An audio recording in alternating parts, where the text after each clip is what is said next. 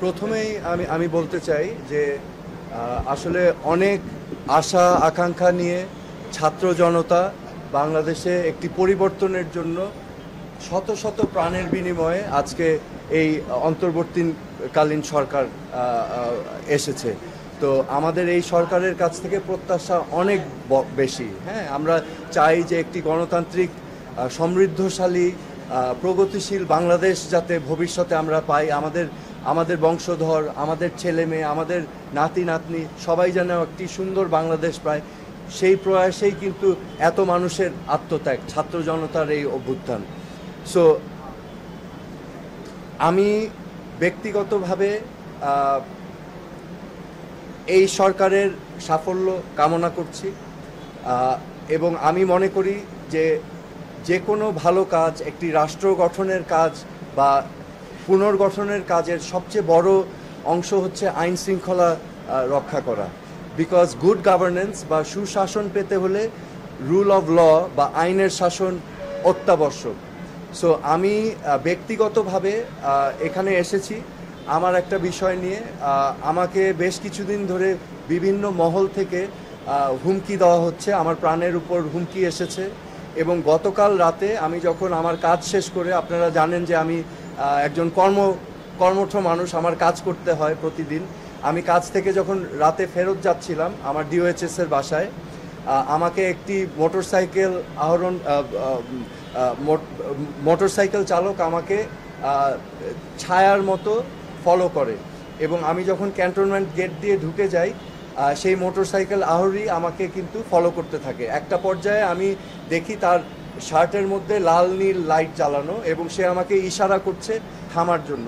তো আমি বুঝতে পারছিলাম না যে এটা কে, কারণ সাধারণত ক্যান্টনমেন্টের ভিতরে তো এমপিরা থামায়।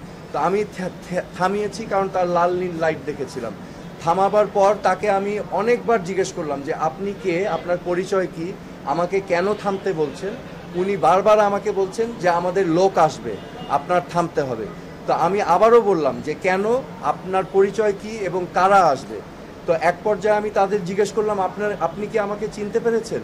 উনি বলল হ্যাঁ আপনাকে চিনতে পেরেছি, আপনি সোহেল তাজ। তখন আমি আরও পাজলড হয়ে গেলাম যে সে তো আমাকে চেনে। তো আবার জিজ্ঞেস করতে থাকলাম, এরকম অনেকবার জিজ্ঞেস করার পর আমি গাড়ি সাইড করে রেখেছি। তাকে ফোনে বলতে শুনলাম যে হ্যাঁ উনি জাহাঙ্গীর গেট দিয়ে ঢুকে গিয়েছে, আপনারা এখানে এই লোকেশনে আসেন। না জাহাঙ্গীর গেট দিয়ে ঢুকে গেছেন, উনি ক্যান্টনমেন্টে ঢুকেছেন।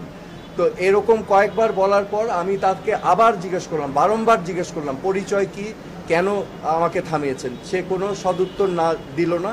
কিছুক্ষণ পর আবার সে ফোনে কথা বলে তারপর আস্তে করে মোটরসাইকেল নিয়ে আমাকে বললে আপনি চলে যেতে পারেন, বলে উনি চলে গেল।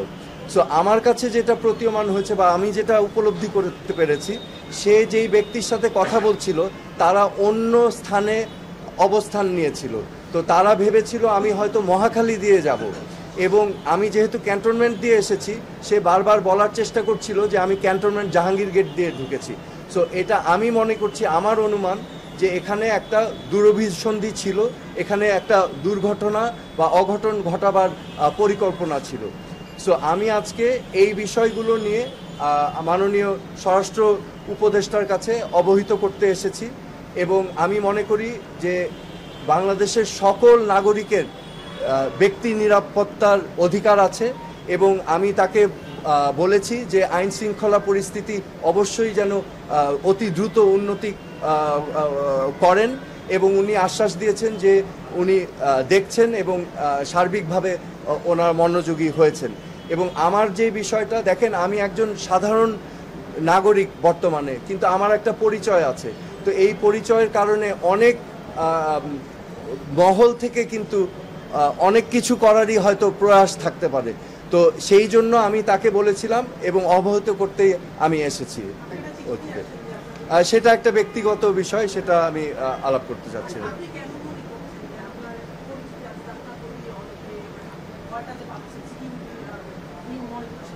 দেখেন, আমি নিজেকে সাধারণ নাগরিক মনে করি। আমি নিজে আমার নিজের গাড়ি চালাই, আমার ড্রাইভার নাই, আমি নিজেই যাতায়াত করি। আমি চেষ্টা করি একদম সাধারণ মানুষের মতোই চলাফেরা করতে। আমার একটা ফিটনেস সেন্টার আছে, আমি সেখানে কাজ করে আমি আমি আমি আমার দিন চালাই। হ্যাঁ, তো আমি অনেস্টির সাথে আমি কাজ করেছি। আমি যখন স্বরাষ্ট্র প্রতিমন্ত্রী ছিলাম, আমার দায়িত্ব আমি নীতির সাথে, আদর্শের সাথে, সততার সাথে আমি পালন করতে চেয়েছি। আমি অন্যায়, অনিয়ম, দুর্নীতির বিরুদ্ধে সোচ্চার ছিলাম এবং পদক্ষেপ নেওয়ার চেষ্টা করেছি। পরবর্তীতে আমি পদত্যাগ করার পরেও সময় সময়ে কিন্তু আমার উপরে নানাভাবে নানা কিছু করা হয়েছিল। 2013 সালে আমার এক ভাগিনা রাকিবকে পুলিশ নিয়ে নির্যাতন করেছিল, সেটা নিয়েও মামলা হয়েছিল। পরবর্তীতে 2018-19 সালে আমার আরেক ভাগিনা, ওকে কিন্তু অপহরণ করে এই যে আজকে যে আয়নাঘর আছে, সেই আয়নাঘরে 11 দিন রাখা হয়েছিল। আমি কিন্তু সে সময় প্রতিবাদ করেছিলাম গুম, খুন, হত্যার বিরুদ্ধে, এবং আমি অনেক কষ্ট করে, অনেক কায়দা করে আমার ভাগিনাকে উদ্ধার করে এনেছিলাম। এবং আমি সেই সময় কিন্তু বারবার বলেছিলাম এরকম ঘটনা ঠিক না, এরকম ঘটনা যেন আর কোনোদিনও বাংলাদেশের মাটিতে না হয়। তো আমি সব সময় প্রতিবাদ করে এসেছি আমার অবস্থান থেকে। আমি তো একজন সাধারণ নাগরিক, আমারও তো নিরাপত্তার একটা বিষয় থেকে যায়, তাই না? তো আমার অবস্থান থেকে আমি চেষ্টা করেছি, সব সময় বলেছি, অন্যায়ের বিরুদ্ধে আমি কথা বলেছি। এবং বর্তমানে আমি যেটা ফিল করছি যে এখানে যেহেতু একটা পরিস্থিতি বিরাজমান আছে, এখানে বিভিন্ন মহলের থেকে স্বাভাবিকভাবে হতে পারে। আমার আরেকটা পরিচয় আছে, আমি বাংলাদেশের প্রথম প্রধানমন্ত্রীর সন্তান। তো আপনারা স্বাভাবিকভাবেই বুঝতে পারছেন যে আমি সাধারণভাবে চলার চেষ্টা করলেও এই পরিচিতিগুলো কিন্তু আমাকে ছাড়ছে না। তো সেই কারণেই আমি আমার নিরাপত্তা নিয়ে একটু শঙ্কিত, কারণ আমারও অধিকার আছে একজন সাধারণ নাগরিক হিসাবে বেঁচে থাকার। আপনার ফেসবুকে কমেন্ট আমি দেখছিলাম, সেখানে অনেকে আপনার পক্ষে বলেছে, বিপক্ষে বলেছে যে গত সরকারের সময় আপনার মতো করে অনেককে পরিচয় দিয়ে তুলে নেওয়া হয়েছে, গুম করা হয়েছে। সেই সময় থেকে তো ট্রেন্ডটা চালু হয়েছে। আগের সরকারকে যেটা করেছে, আপনার কাছে কি মনে হয় সেই ধারাবাহিকতায় কি আসছে? বা এই ঘটনা যেগুলো ঘটেছে আমি সুস্পষ্টভাবে আগেও বলেছি, হত্যা, গুম, নির্যাতন, মানুষের গণতান্ত্রিক অধিকারকে বিলুপ্ত করা, এগুলোকে আমি কোনোদিনও সাপোর্ট করিনি। এবং আমার অবস্থান থেকে আমি সবসময় এটার প্রতিবাদ করে এসেছি যতটুকু পেরেছি আমি, কারণ আমারও নিরাপত্তার বিষয় ছিল।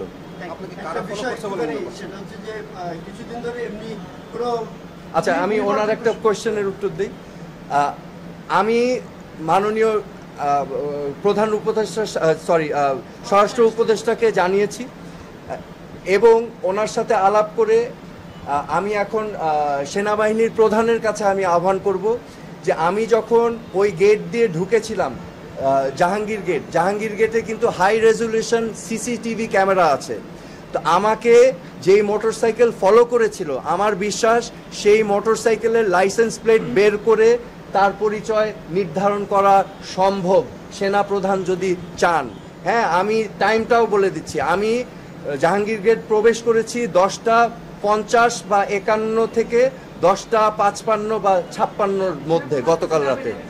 আমি সেনাপ্রধানের কাছেও জানতে চাবো এটা যেন উনিও তদন্ত করেন, কারণ আপনারা জানেন যে এখানে ঢাকা মহানগরের পুলিশ কমিশনারও ছিলেন, এখন ওনাদের এখতিয়ার নেই ক্যান্টনমেন্টের ভিতরে। সো আমি সেনাপ্রধানের কাছেও আহ্বান জানাচ্ছি এটা তদন্ত করার জন্য। আমি এখান থেকে গিয়েই জিডি করব। কিছুদিন আগে একটি কোনো সমর্থিত সূত্র নয়, বলা ছিল যে আপনি আওয়ামী লীগের হাল ধরবেন, এবং এই জন্য এই ধরনের কোনো পরিস্থিতি হয়েছে কিনা এই বিষয়ে কোনো?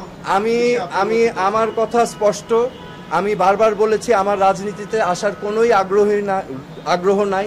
এই পচা, নোংরা, নষ্ট রাজনৈতিক কালচারে আমি আসার ইচ্ছুক না।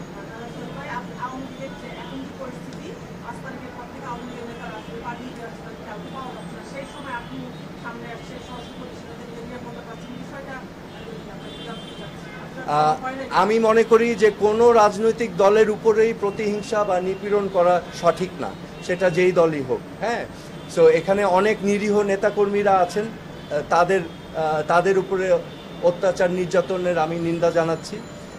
পাশাপাশি